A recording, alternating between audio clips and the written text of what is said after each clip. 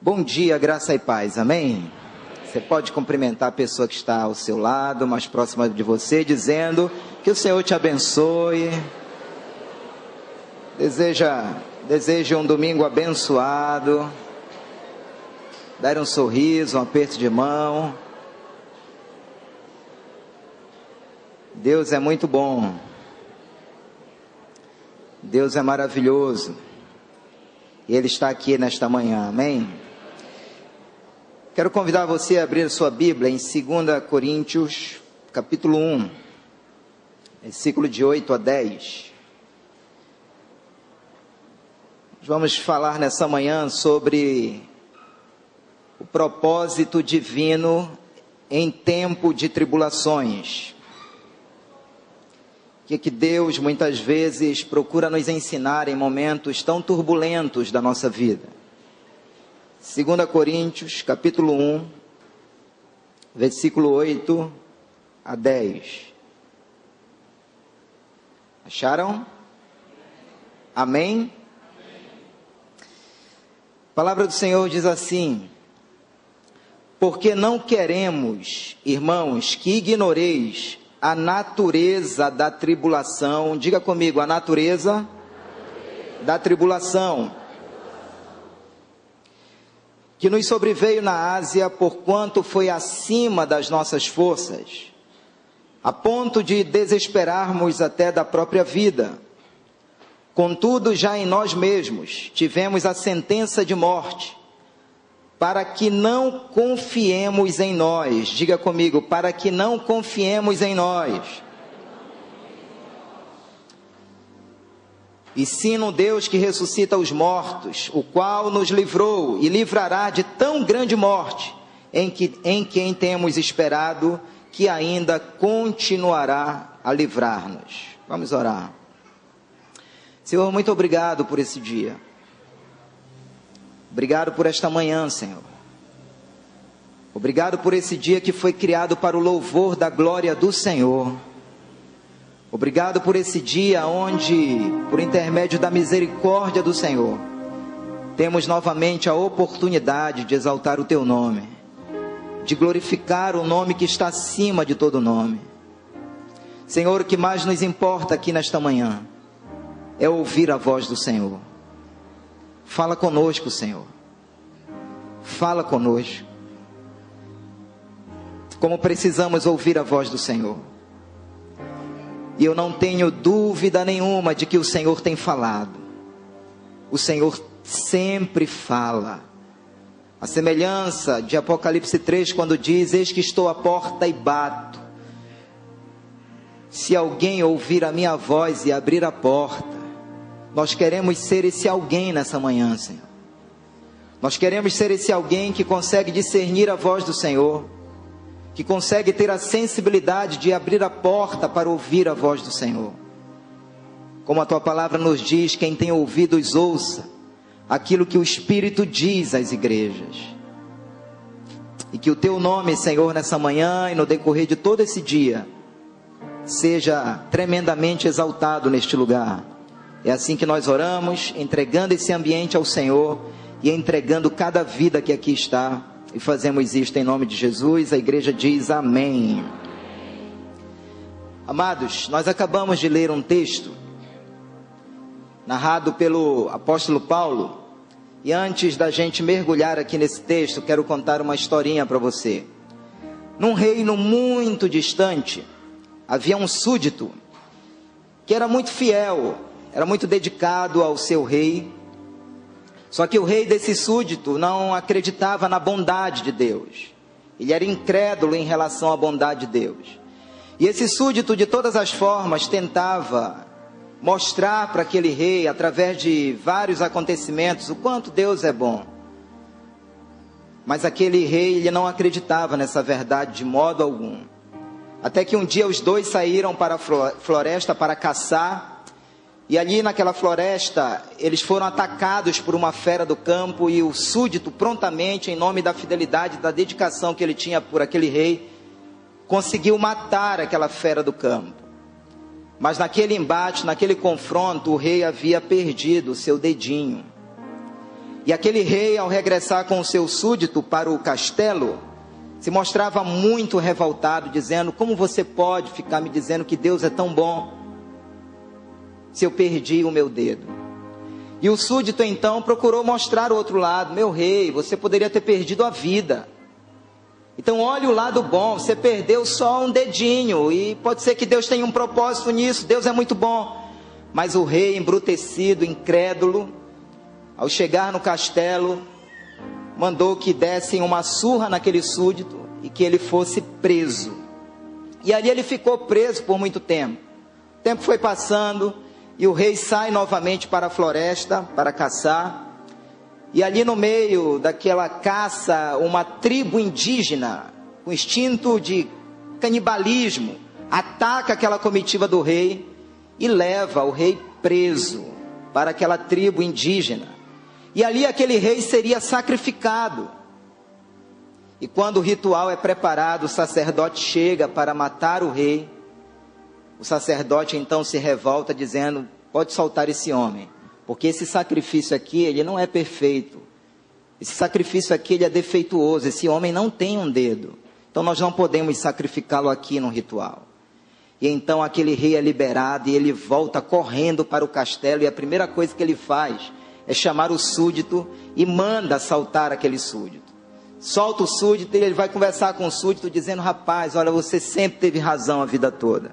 Porque Deus é muito bom. Porque foi pela ausência desse dedinho aqui que eu não fui morto hoje. Deus é muito bom. Agora eu só não entendo uma coisa: se Deus é muito bom, por que você ficou preso todo esse tempo? E o súdito prontamente disse: realmente, rei, Deus é muito bom. Porque se eu tivesse ido com o Senhor para essa última caçada, certamente eu seria o sacrifício daquela noite, porque não me falta nenhum dedo.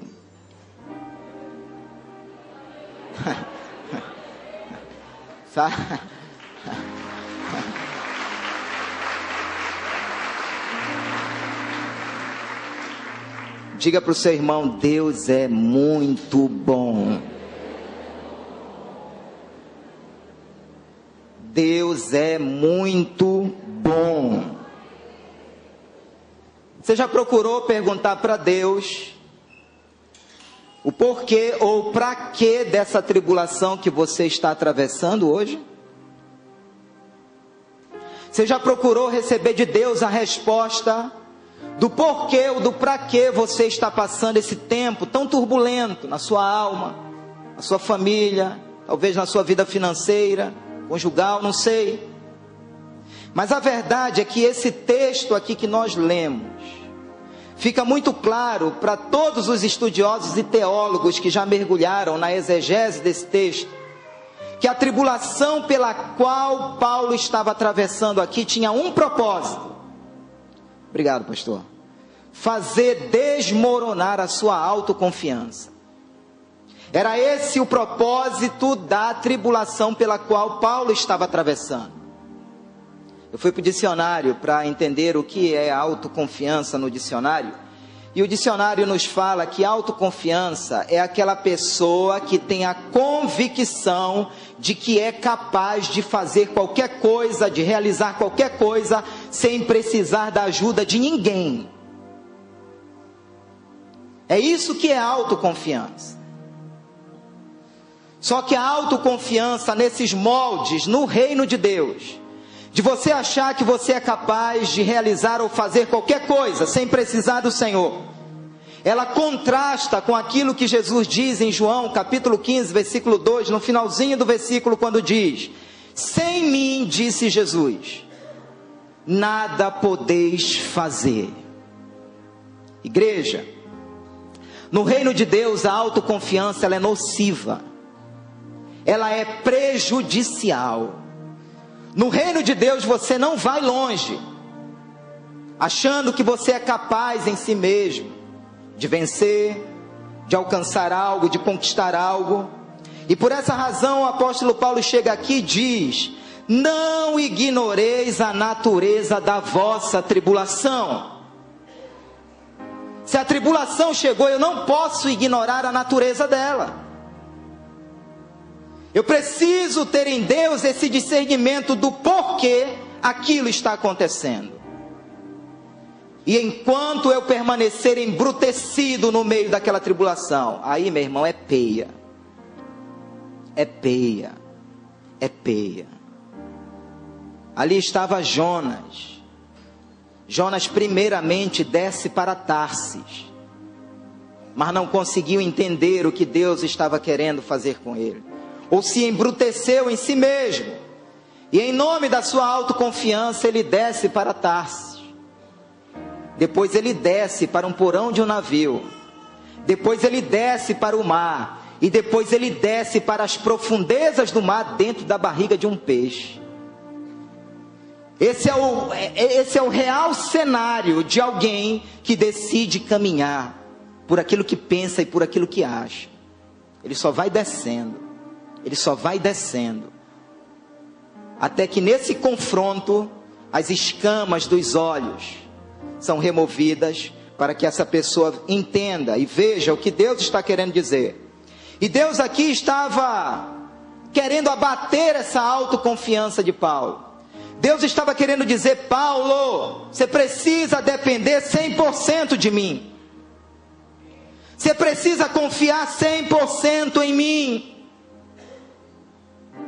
Irmãos, nós nunca saberemos que Deus é tudo o que nós precisamos, até que Ele seja tudo o que nós tivermos. Dê um aplauso a esse Deus.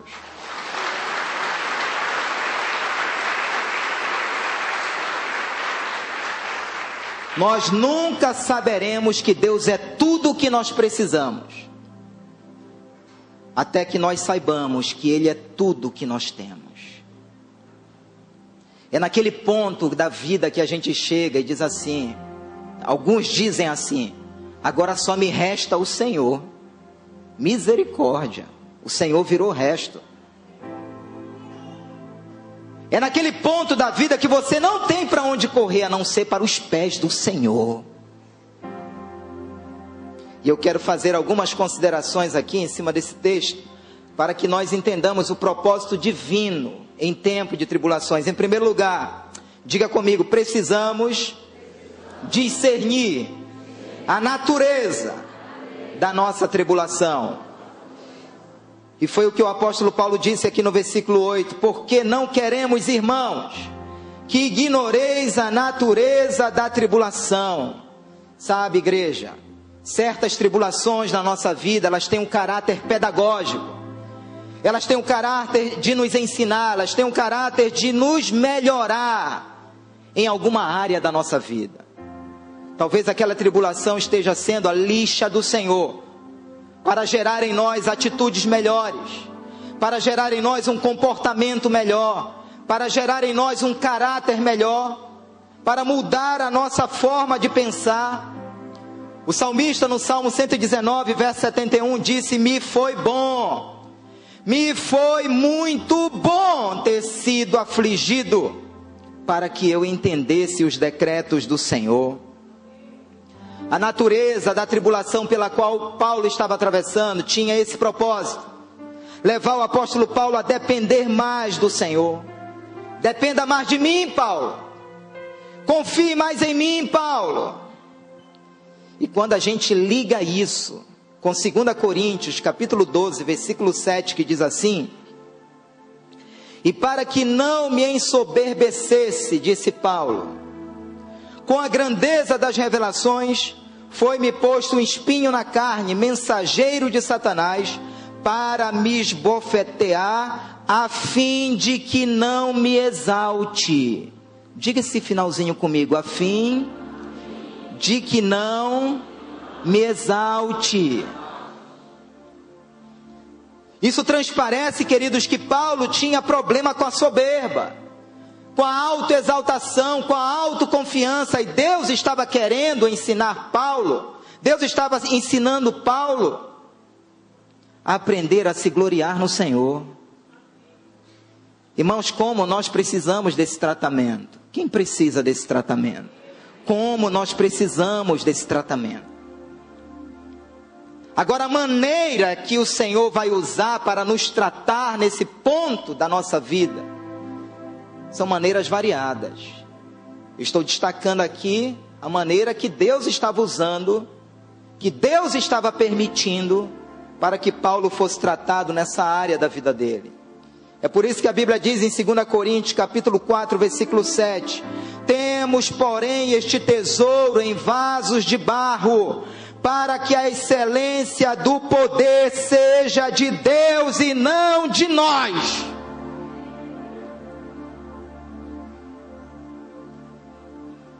Alguns seres humanos, quando viram crentes, alguns ficam metidos, soberbos,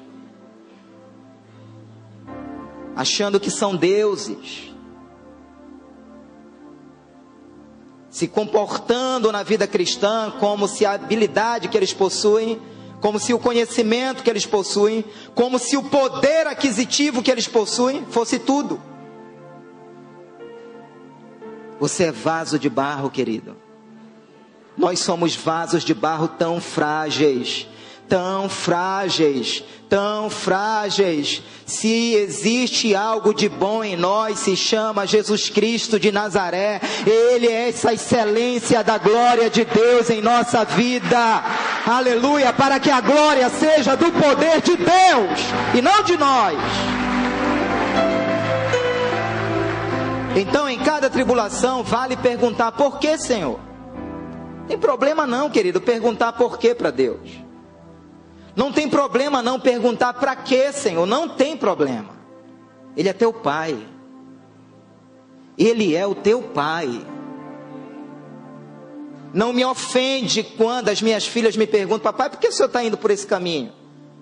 Papai, por que a gente está indo para ali? Papai, por que a gente vai passar ali primeiro? Isso não me ofende. O Senhor não se mostrará ofendido por você perguntar o porquê de algumas coisas. Porque na medida que nós vamos entendendo esse processo, o nome dele vai sendo glorificado. O nome dele vai sendo glorificado. O Senhor deu, o Senhor tomou, bendito seja o nome do Senhor.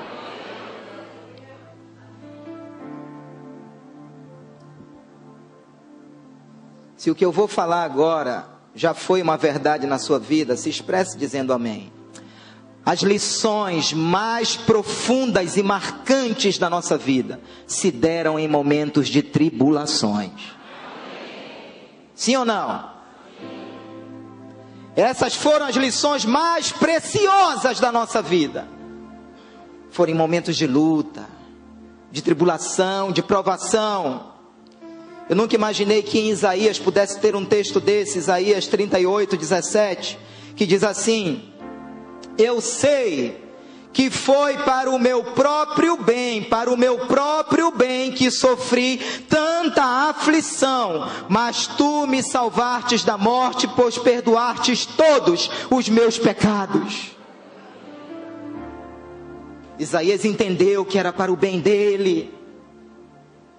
Ah, queridos, se nós não entendermos o propósito das tribulações, nós nos tornaremos presas fáceis nas mãos do inimigo. A nossa tendência humana e natural é fugir da dor. A nossa tendência humana e natural é fugir da tribulação, por causa do medo da gente se ferir, da gente se machucar. Mas o que acontece, a nossa visão limitada, humana e carnal, nos impede de enxergar o valor espiritual agregado em cada tribulação. A gente não consegue ver na hora. Irmãos, a tribulação ela nos quebranta. A tribulação ela nos modela. A tribulação ela nos educa. A tribulação ela nos prepara para coisas maiores. O apóstolo Paulo descobriu isso em Romanos capítulo 5, versículos 3 a 5, quando ele disse: nos gloriamos, sabendo que a tribulação produz paciência, E a paciência, ela produz experiência. E a experiência produz esperança. E a esperança não se confunde, porque o amor de Deus foi derramado em nosso coração. Se esse aplauso é para Jesus, que seja mais forte, igreja, Ele é digno.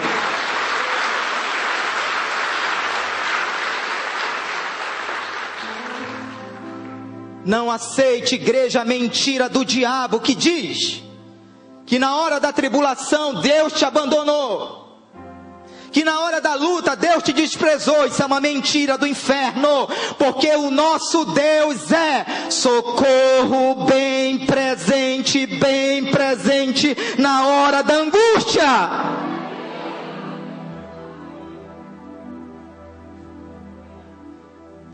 Em tempo de tribulação, não assuma a postura de autopiedade, de autocomiseração, sabe, se achando coitadinho. Não, querido.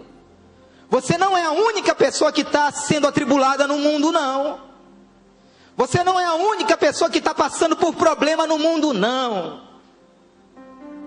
Entrega o teu caminho ao Senhor, confia nele e o mais Ele fará. Em segundo lugar, diga comigo, tribulação faz parte da nossa caminhada com Deus. Imagine se os nossos apelos fossem assim: olha, quem quer aceitar Jesus, você vai ser muito atribulado. Quem iria dizer amém? Imagine a gente divulgando um retiro espiritual aqui na igreja. Irmãos, nós vamos ter um retiro espiritual de 40 dias em jejum, para ser tentado pelo diabo durante 40 dias num deserto. Quem ia se inscrever, irmãos? 30 dias divulgando no Missionária News. Quantos inscritos? Só o pastor Elton, pastor Flávio, pastor Léo. Eu também. Mas ali estava Jesus, amados.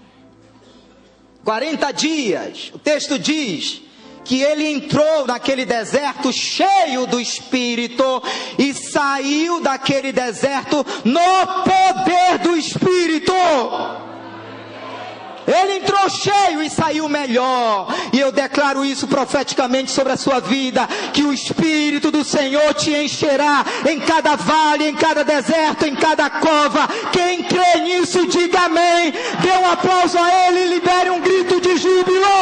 Aleluia!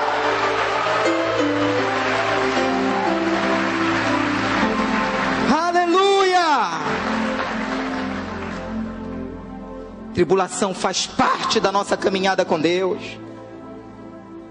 Está aqui o apóstolo Paulo dizendo: porquanto foi acima das nossas forças, a ponto de desesperarmos até mesmo da própria vida. Jesus não mentiu quando disse em João 16:33, no mundo tereis tribulações, mas tem de bom ânimo. Eu me lembro, o pastor Flávio do Leno, lembra dele lá da 32? Fomos uma vez fazer um culto, novo convertido, início dos anos 90, lá na feira da Cidade Nova 6.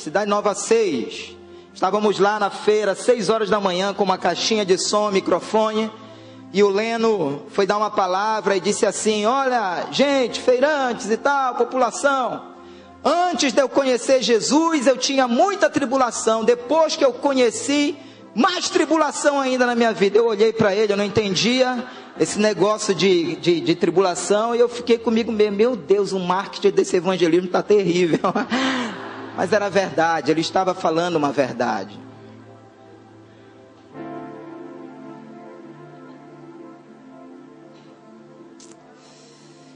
Quando Jesus vive em você, as tribulações, elas não são suas, porque Ele guerreia as nossas guerras. Você descansa nele. Ah, Senhor, eu estou atribulado no mundo. Ei, eu venci esse mundo aí que está te atribulando. Tem bom ânimo, tem bom ânimo. Aleluia.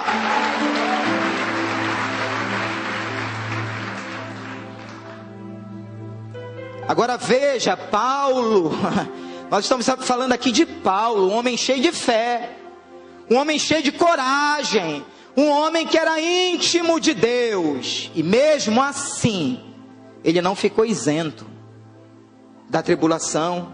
Pelo contrário, a Bíblia diz que ele desesperou. Sensação de morte tomou conta do coração dele. E vale muito destacar aqui o seguinte, que isso aqui não tinha nada a ver com maldição hereditária. Não vejo Paulo aqui quebrando maldição hereditária. Ai meu Deus, isso aí é maldição. Isso aqui não tinha nada a ver com falta de fé. Também não tinha. E nem com a repreensão de demônios. Também não tinha. Não ignoreis a natureza da vossa tribulação. Pode ser que algumas tribulações tenham outras conotações, mas a de Paulo não tinha essa.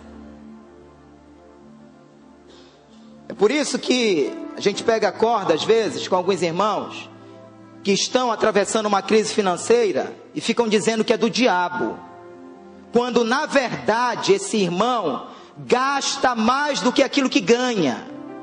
Quando na verdade esse irmão não sabe usar cartão de crédito, devorador está no teu cartão, irmão. Quando na verdade esse irmão é descompensado, tudo que ele vê ele sai comprando. Então isso não tem nada a ver com demônio. Tem a ver com a sua falta de administração financeira. É aquele irmão que pega uma multa, o diabo se levantou contra mim. Quando na verdade ele desrespeitou as leis de trânsito. Está lá a placa 80, aí você passa com 100. Mão anjo só vai até 80, viu? Passou de 80 por tua conta. Isso aconteceu comigo, irmãos. Franelinha me chamou ali na Magalhães Barata, em frente ao museu. Mas pode, tem problema. Deixei agoniado para ir no banco, para ir ao banco.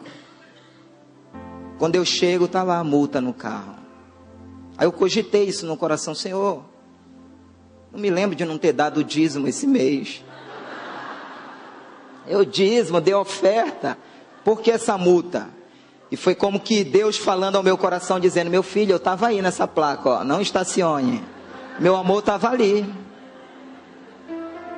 A minha presença estava ali naquela placa. Aí a gente fica culpando o diabo. Irmão, o diabo leva a culpa de coisa que ele não tem. Estou engordando. É o diabo. Não, é o brigadeiro, irmão, que tu não te controla. Essa boca, essa glutonaria, é o diabo da glutonaria.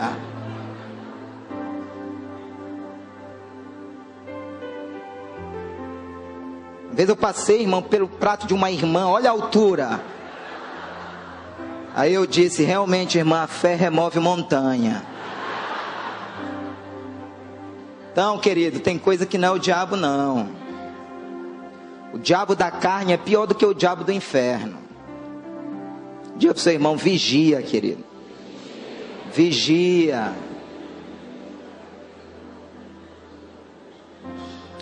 A tribulação de Paulo tinha um objetivo: levá-lo ao lugar do quebrantamento. Levá-lo ao lugar, queridos, em que ele assistiria o fim da sua autoconfiança. É por isso que Lázaro cantou aquela música: vou passando pela prova dando glória a Deus. Tem algum glória a Deus aqui nessa manhã? Vou passando pela prova dando glória a Deus. Por quê? Porque Romanos 8:28 diz assim, que todas as coisas, não são só as coisas boas, são todas as coisas, inclusive as coisas ruins que nos contrariam, todas as coisas cooperam para o bem daqueles que amam a Deus, que são chamados segundo o seu propósito. Então nem sempre o sofrimento é inútil. Sofrimento não é inútil. Talvez aquela dor não sarada ainda esteja sendo a ponte que Deus está usando para te levar a depender mais dEle. Talvez aquele problema não resolvido ainda esteja sendo o caminho que Deus está usando para matar a tua autoconfiança. Paulo disse, foi acima das nossas forças. Não confunda aqui aquele texto de Tiago, quando diz que nós não recebemos tentação acima da nossa força. Aquilo lá é tentação, nós estamos falando aqui de provação. Às vezes Deus permite que a nossa tribulação seja maior do que a nossa força natural de suportar. E às vezes isso dói muito. Mas acaba sendo o caminho que Deus permite para desmoronar a nossa autoconfiança. A ideia do original aqui é que Paulo estava sentindo uma espécie de pressão esmagadora, implacável. Ele não estava conseguindo suportar aquilo. Era como se estivesse perdendo a esperança de viver. Paulo aqui nesse cenário estava se preparando psicologicamente para morrer. Mas em vez dele dizer é obra do diabo, ele preferiu dizer, não devemos ser ignorantes no discernimento da natureza das nossas tribulações. Paulo discerniu que Deus estava permitindo aquilo para que ele não confiasse nele próprio. E foi por isso que ele não murmurou. Foi por isso que ele não nutriu nenhum tipo de ressentimento contra Deus e contra as pessoas. Porque se você não tiver esse discernimento, eu sei de gente que já saiu da igreja, abandonou a fé. Depois que eu entrei na igreja, meus problemas pioraram. Aí não entendeu esse processo. Aí abandonou a igreja, abandonou o reino de Deus. Em penúltimo lugar, diga comigo, tribulações não determinam o nosso fim. O versículo 9 diz assim, contudo, já em nós mesmos tivemos a sentença de morte, para que não confiemos em nós. Foi nesse ponto limite que Paulo aprendeu a lição mais gloriosa da sua vida. Não confiar em si mesmo. Paulo, confia no meu poder. Paulo, dependa de mim. Sabe, igreja? De alguma forma, todos nós somos levados a esse ponto limite aqui. De alguma forma, de alguma maneira, Deus permite que alguns acontecimentos nos levem para esse ponto aqui. Eu vejo isso quando Davi tentou levar a arca para Jerusalém, num carro de boi. A Bíblia diz que ele não consultou ao Senhor, só consultou os capitães. E depois que a arca cai, um dos seus soldados morre. Ele diz lá no texto, acho que versículo 14, que naquele dia Davi temeu ao Senhor. E não levou a arca para Jerusalém, a trouxe para a casa de Obed-edom. Foi necessário que naquele dia ocorresse aquilo, para que Davi temesse ao Senhor. Eu vejo isso também na vida de Ezequiel, quando ele é levado em uma visão e é colocado no meio de um vale de ossos secos. A Bíblia diz que ele foi colocado bem no meio do vale. Ou seja, para qualquer extremidade que ele olhasse, ele só enxergaria ossos secos. Eu vejo isso também na vida de Pedro. Ele passa uma noite toda numa pescaria e quando ele chega, não havia pego naquela noite nem uma piaba. E frustrado ali na margem, Jesus diz para ele, volta lá, no mesmo lugar e joga a rede para o outro lado. E a rede quase se rompe de tanto peixe. Porque naquela noite, Pedro estava aprendendo a depender totalmente da palavra do Senhor. Pedro estava aprendendo a confiar na palavra do Senhor. Eu vejo isso também naquele cenário de Moisés diante do mar. Moisés diante dele estava o mar e atrás dele o exército egípcio. E naquele dia ele teve que aprender a confiar no Senhor. Sadraque, Mesaque e Abidnego a mesma coisa. Daniel também a mesma coisa na cova dos leões. Vejo isso também na vida de Abraão. No momento em que ele levanta o cutelo para sacrificar Isaque, Deus então interviu, providenciando um outro sacrifício. Eu vejo isso também na vida de Marta. Mandou o recado para Jesus, só que Jesus chega. 4 dias depois, Lázaro já estava até sepultado. Mas Jesus diz para Marta, quem crê, verá a glória de Deus. Dê um aplauso a esse Deus, amado. Aleluia!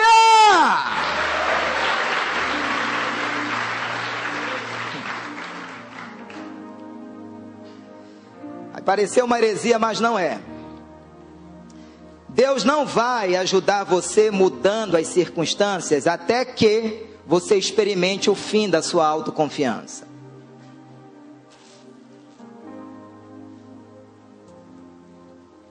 Deus nos leva para esse ponto aqui, onde o nosso autoesforço morre, onde o nosso autocontrole morre, onde a nossa autolegislação ela desaparece.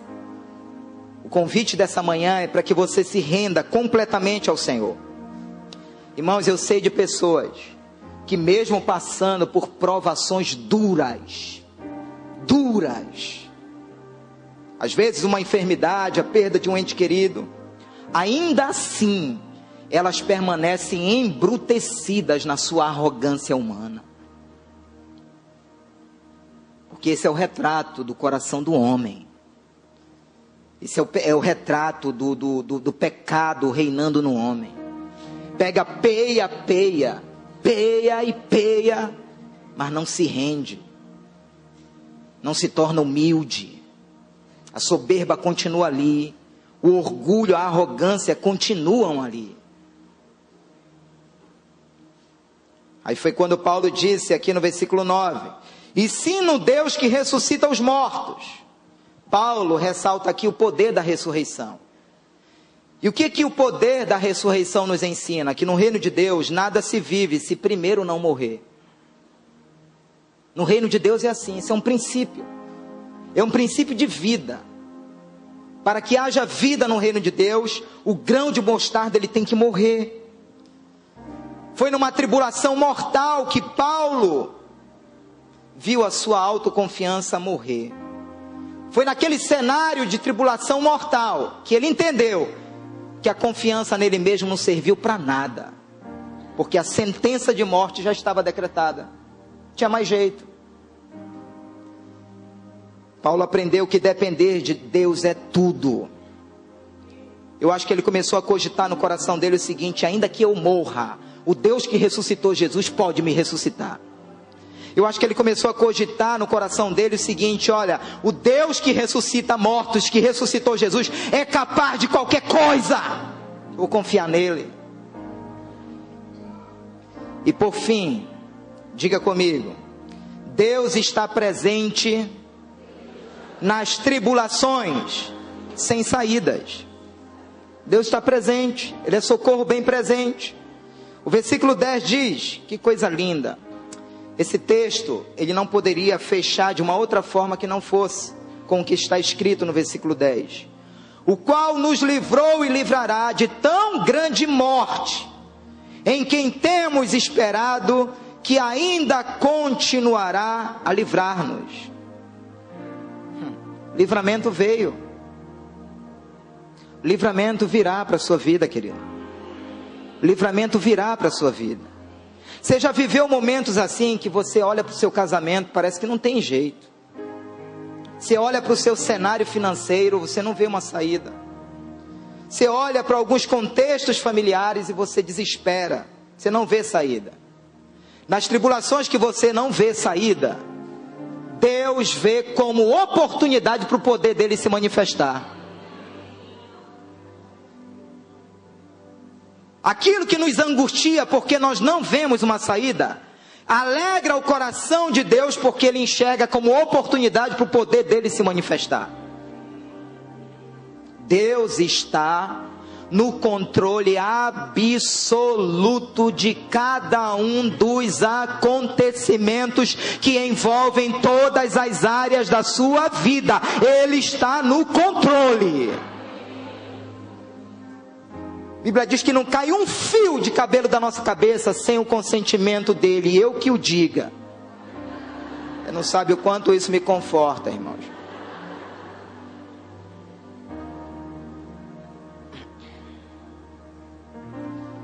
Deus vai usar tudo o que Ele puder para te fazer depender dEle.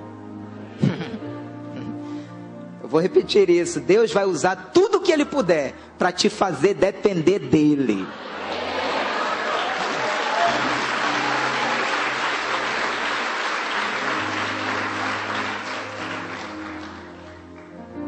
Pastor, quer dizer que ele pode fechar a porta que está aberta para mim? Não sei. Pode. O senhor está jogando praga? Mais ou menos. Mas ele vai usar tudo que ele puder para te fazer depender dele. Porque onde estiver o teu coração, ali estará o teu tesouro. Irmãos, eu já vi muita coisa. Apesar de novinho, mas eu já vi muita coisa. Muita coisa.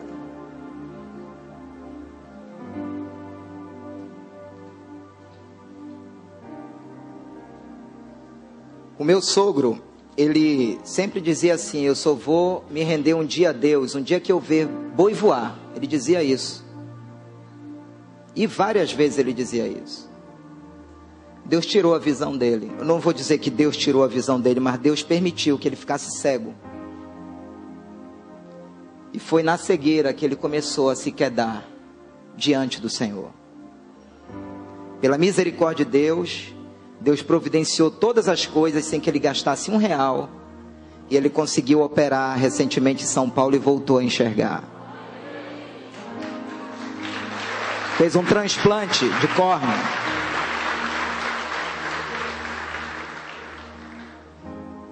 Irmãos, eu já vi tanta coisa. Então de Deus não se zomba.